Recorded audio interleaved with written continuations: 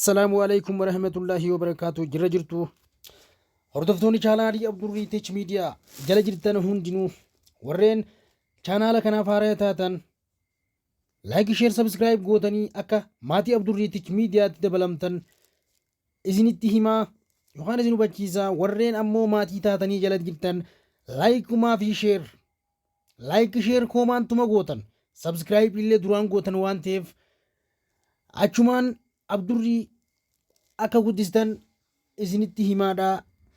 Ani nagayaan tagenne an abdiidha. Abdurrii Teach Media irraayin yeroo yerootti barnoota dinagdee wal qabatu afaan oromootiin ingiliffaatiin deeggaree isiniif ibsu ture. Ammaas warri chaanaala kanaaf haaraya taatan koottaa maatii chaanaala kanaa tahan isiniin jaa. Arras barnoota keenya kan kutaa kudha lammaffaa barattoonni kutaa kudha lammaffaa yeroo hin qaban waan ta'eef daddafeen ofirraa maxxansaa fi ijoolleen natti mufatinaa abdurrii jajjabeessaa kan dabreef dhiifama isiniin jechaa akka kara fuula duraattis waliin imalluuf abdurrii wajjin turtii gaarii isiniin jechaa. Abdurrii Teach Miidiyaan yoomiyyuu taanaan isin bira jira. Chaanaala Oromootii chaanaala barnootaati waan ta'eef jajjabeeffadhaa guddifadhaa viidiyoo yuutuuba irratti seenaa Abdurrii Teach Miidiyaa jaa barreessaa achirratti daawwadhaa viidiyoo takkitti achirratti fixaa eega ichirra fixan booda onlaayina gubbatti waachaa horiin kiyya akka dabaluuf jechuudha. Waachaa horiin kiyya narraa kufee jira waan ta'eef akkanaaf dabaluuf achirratti eega gootan booda yuutuubarraan mallattoo xiyyaarra tuqattanii buufattanii yoo feetan yeroo yerootti irra deebitanii dhageeffachuu dandeessu.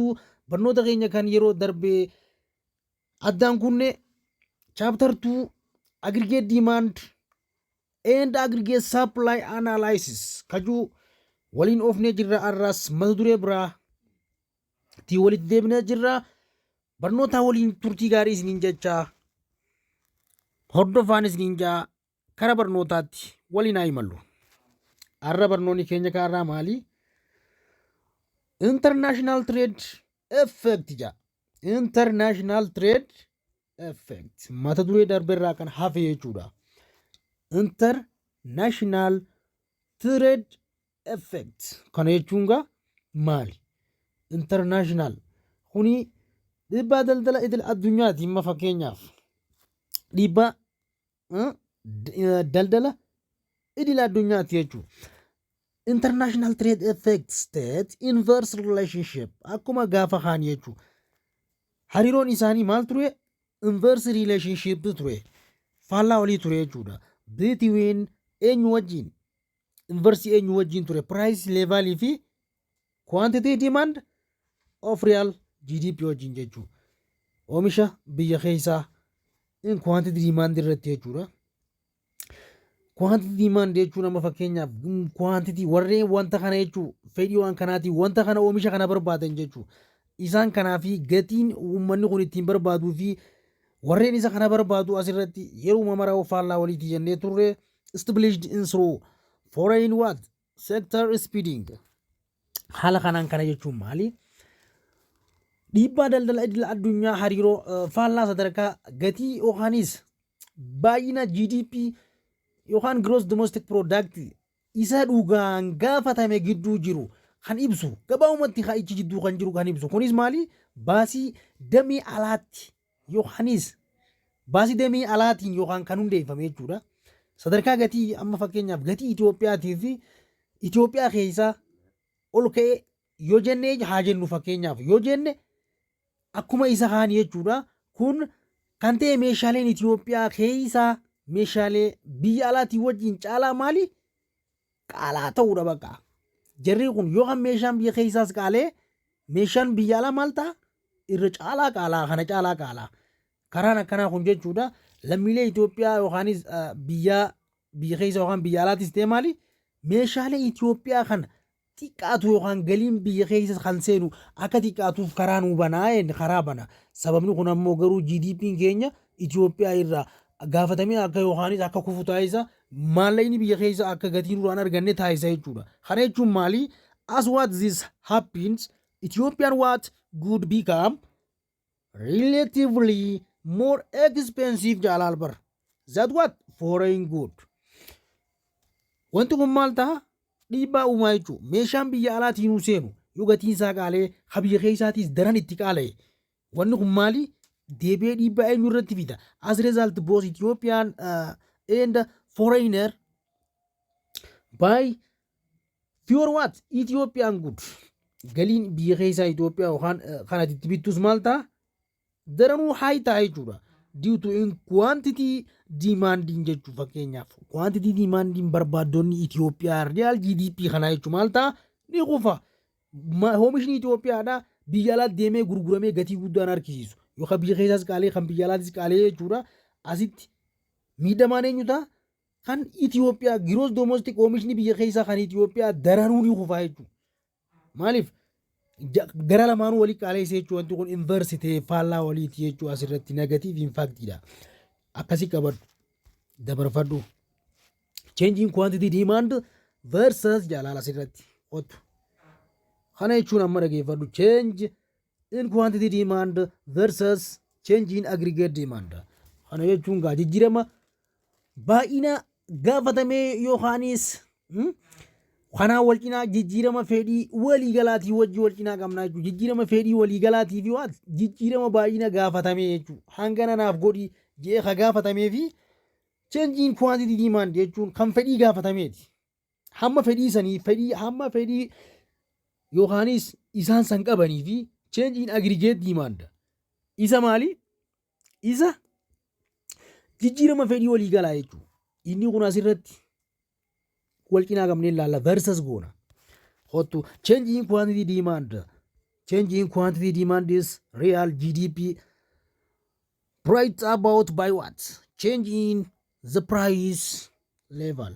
Sadarkaa biyyaa irratti maal ta'a? Wanti kuni price level wajjin maal ta'a? Sadarkaa isaa irratti ni jijjiirama jechuudha. Kana jechuun maal jechuudha amma fakkeenyaaf sirriitti na hordofi. Jijjiiramni baay'ina yookaan GDP isa kan jennuun kun jechuudha waan kan barbaadamu jijjiirama sadarkaa gatii yookaanis level price level kenneen sadarkaa gatii kanaa wajjin dhufuudha jechuudha. Asirratti akka fakkeenyaatti isiniif hima. Example jenninu for example price level is fall gatiin waliigalaa kun maal ta'eef ni kufe quantity demand is what real GDP is rise. Asirratti kun maal ta'e rise ni dabalee jechuudha increase hotu. Noordoo fi akkasii mul'atuuf irraan si deebi'a. For example asiin jira hoo. For example kana jechuun price level fall gatii waliigalaa ni kufe. Yeroo gatii waliigalaa kufutti dhageeffadhu mee afaan Oromoon si hima. Yeroo gatiin waliigalaa kufutti sadarkaan gatii waliigalaa yoo gabbu'e yookaan gabbu'aa deemee jechuudha. Gabbu'aa deemuun baay'ina GDP maal godhaa? GDP kana ol akka ol ka'uu ni taasisa jechuudha. Wanti kun maali? Wanti kun amma parpasiif ta'u amma laala asirratti wanti kun akkasii yoo faallaa walii kan ta'u ta'e isaan lamaanuu bu'aa walirraa harkatu hin qabu. Parpas ta'a jechuudha asirratti. It is GDP's rise. GDP ni dabala. Hayyee creates what? Purpose. Purpose ita. Wal simuun danda'u jechuudha. Waliin deemuu danda'u. A change in what? Quantity demand of real GDP or GDP gross domestic product jechuudha. Yeroo maaltu jijjiirame quantity demandiin kun yookaan jijjiiramu ta'e isatti real GDP irratti jechuudha. Represented as movement from point of other what? Other along the same demand curve. Dhageeffadhu asirratti ammaas. Kana jechuun amma wanti kun akka dhiibbaa walirratti hin uumneef qotu maal nuun jee? For example, price level is ni kufeenne achirratti. Quantity demand is real GDP is rise jenne. Yeroo wanti kun akkanatti yoona ta'e inni kun parallel wanni kun purpose taa'enne. Change in the quantity demand irra qotu. Yeroo kana jechuudha amma fakkeenyaaf jijjiiramni baay'inaa GDP kun jechuudha isa gaafatamee wajjin sochii qabxii maal ta'a tokko irraan gara qabxii biraatti maal ta'a karbii fedhii irratti wal fakkaatuun bakka bu'aa jechuudha yookaan wal fakkaataa jechuudha asirratti yeroo wal fakkaates vaayis ta'a. Kallattii takka irratti deemaa jechuudha. Kallattii takka irratti deeme taanaan effektiidha jechuudha. Yeroo tokko dabalee tokkos irrachaadha. Haala oomisha biyya keessaatii fi haala gatii waliigalaatiin yookaan wal madaalu ta'e yeroo isaanii kana hunda inni asirratti raayis ta'a jechuudha. GDP raayis ta'a. Yeroo hundaa'u isaan maali? Fool. Kun yoo kufe kun raayisii ta'a. Kun inkiriis taanaan kun dikiriis ta'a jechuudha. Wanti kun yeroo hundaa'u maali? Vice versa yookaan faallaa waliiti jechuudha. Karbii irratti maal ta'a? The same demand curve. Wal fakkaataa jechuudha. Pointii azar along irratti the same ta'a asirratti wal fakkaataa jechuudha asirratti deebi'ee.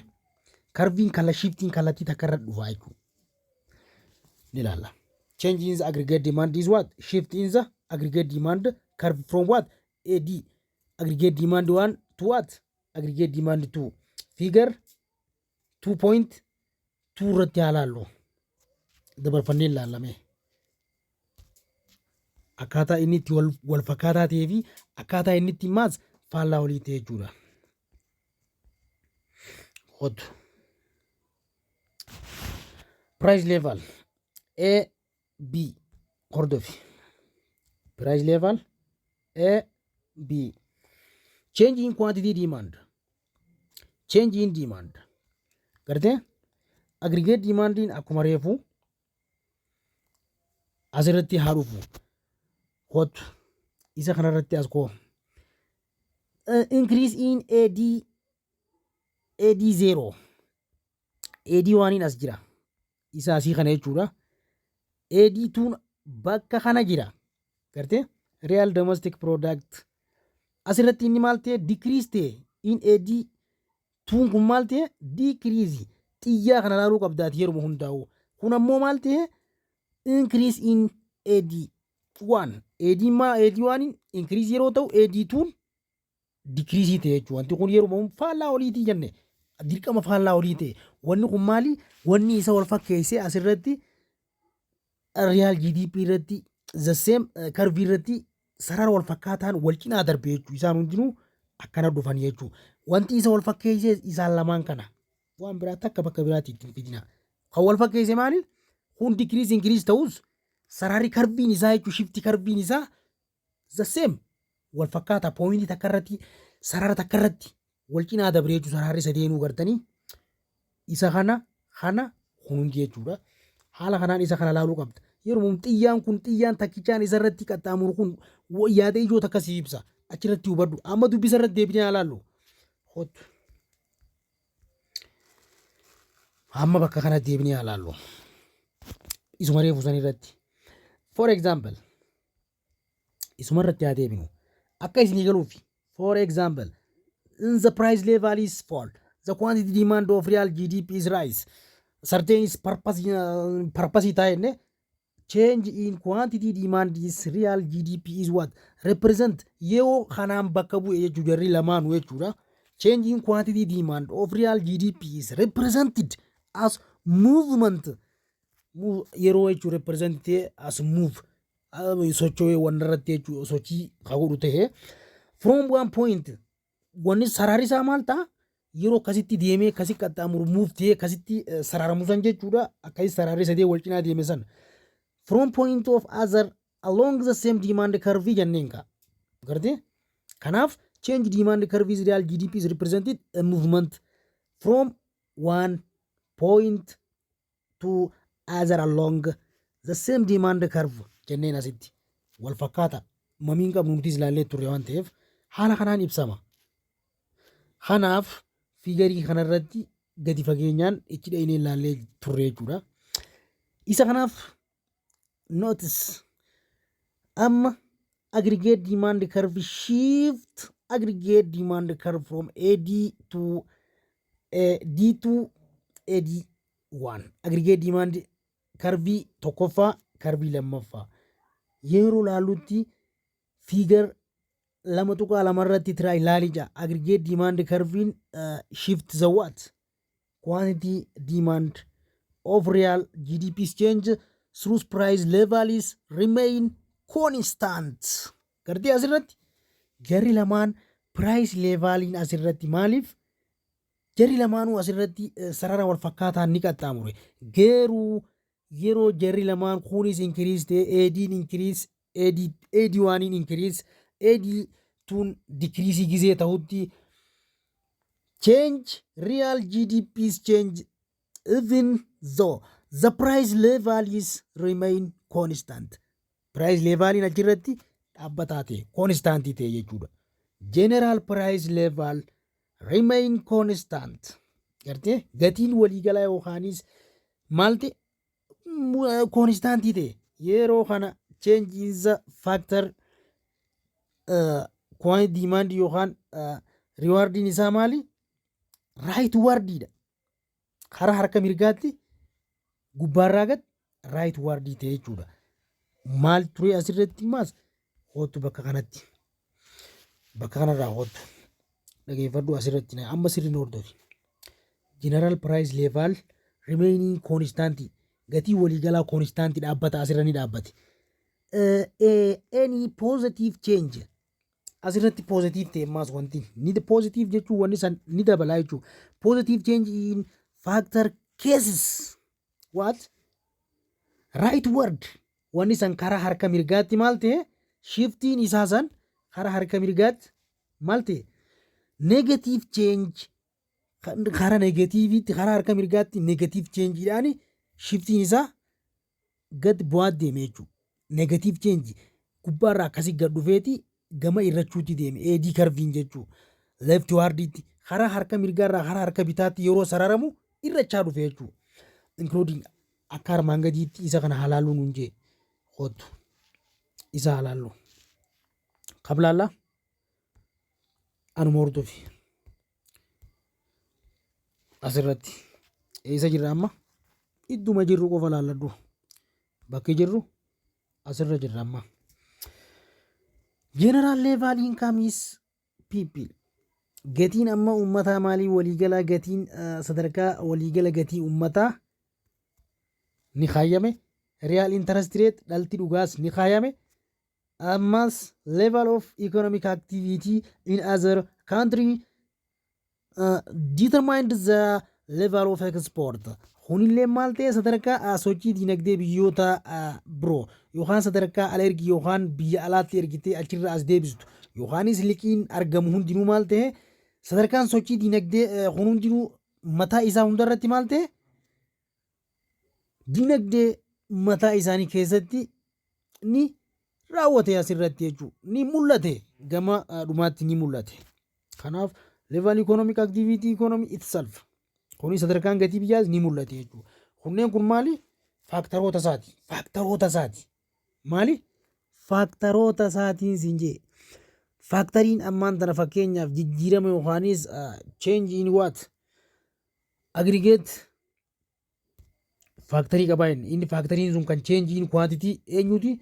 Change in quantity demand versus change in aggregate demandiiti. Faaktaroota qaba isiniin jenne faaktaroota meeqa qaba? Faaktarii meeqa akka qabu ni ilaalla. Takka maalaallu tokko lama sadii afur shan jaha isaan hanga kana jechuudha. Kanneen sadarkaa waliigala galii ummataa jenne general level income is of the people real interest rate dhala dhugaa jechuudha. Sadarkaa sochii dinagdee biyyoota biroo fakkeenyaaf jechuudha. Level economic activity in other country determined level export yookaan ala erga deebitii alarraa fudhachuu jechuudha. Availability of credit sadarkaa maalii liqii argamu yookaanis liqii hawaasa takka keessa yookaan iddoo san jiru kan ibsu inni biraa level economic activity in economic itself maali sadarkaa sochii dinagdee mataa isaanii keessatti jechuudha. Namni mataa isaatiin kan of ibsu achi keessatti isaan hangi kun maali faaktaroota cheenjii isaaniiti jechuudha. Haala kanaan barnoonni keenya itti qaxxalaa guyya guyyaan itti fufnaa barnoota keenya addaan hin dhaabnu. Shiftii kanaas laallee turree hanga asitti deemnee turre. Shiftii in aggregate demand curve haala kanaan jechuudha. Shiftii kana daballee isinirraa dhaabna. Eega shiftii kana daballe dafnee haayilaaytii irraa fuuna. Haala kanaayyuu ofne yeroo hin qabda waan ta'eef haayilaaytii irraa fuuna. Kuni isuma reefuutii laallee turree asirra dhufna. Yeroo asirra dhufne fakkeenyaaf jechuudha kan kees aggregate demand kan kees 2 4 akkamitti wanti kun akkamtee fi amma simple answer gaafii sassalphaa jechuudha. Questionii kanaaf deebii ta'u jechuudha. Achirratti aggregate demand akkamitti jijjiirame spending on Ethiopian good and service change tajaajiloota Itoophiyaa keessatti jechuudha. Haala tajaajila Itoophiyaa keessatti good and service kanarratti akkamitti inni jijjiirame irratti laallee dabarfannee jirra. Example kana laallee karaa fuula duraatti ceenaa jechuudha. For example, spending increase given price level. Aggregate demand is rise. Aggregate demand yoo rise ta'e kan dabalu kan ta'u ta'e spending decrease given by price level maal taha decrease akka ta'u. Irra deddeebinee waan kana wooma takka dubbata wanti kun jechuudha. Irra deddeebi'ee waan inni isinii maa'ulu miti. Aggregate demand curve maal taha foolni qofaa jechuudha asirratti wanni isin hubachuu qabdan. Individual firm irrattis kan dhuunfaa yoo ta'es firm and government kan mootummaa irrattis want to buy in Ethiopian good and service tajaajiloota Itoophiyaa iddoo oomishoota garagaraa keessatti jechuudha. Wanti kun bifuma takkaan waan takka nuuf kan himu jechuudha. Irra deebi'ee waan isin himuu qabu ni dabarfannaa jechuudha asirratti. Hayyee uummata kaasaa kunis fakkeenyaaf kunis tajaajiloota Itoophiyaa keessatti kunis kanuma haasaa haala kanaan gize biraa factor affecting consumption isa juutti mata duree biraa qabannee waliin deebinaa factor affecting consumption isa juu irratti factoroonni sun eenyu fa'i takkaan waliin laallaa. Barnoonni keenya kaarra asuma irratti dhaabbataa. Gize biraa barnoota factor affecting consumption irraa eegallee haga chapter 3 geenyutti itti fufnaa. Barnoonni keenya kan arra asumaan xumuramaa. Warreen Abdurrii Teach Media haarawaa taatan maatii Abdurrii Teach Media akka taatan manneen barnootaa garagaraa keessatti beeksiftanii hiriyootan keessaniif himtanii Abdurrii Teach Media akka daawwatan YouTube subscribe gootanii like sharing yeroo sakandii xiqqaa isinirraan fudhattu yookaan Abdurrii jabeessitan taatan gama fuula duraatti kanaami kunni xiqqaataa guddaa irratti waliin hojjannaan isiniin ja'a. Nagaan naa jiraadhaa. Gizee gaarii naaf qabaadhaa. Nagaan naaf turaa barnoota keessanii wajjin turtii gaarii jabaadhaa. Jabaatan jabaa namaa ta'uu haala kanaan itti fufnaan jabaa ta'uun shakkiin qabu. Nagaan naa jiraadhaa.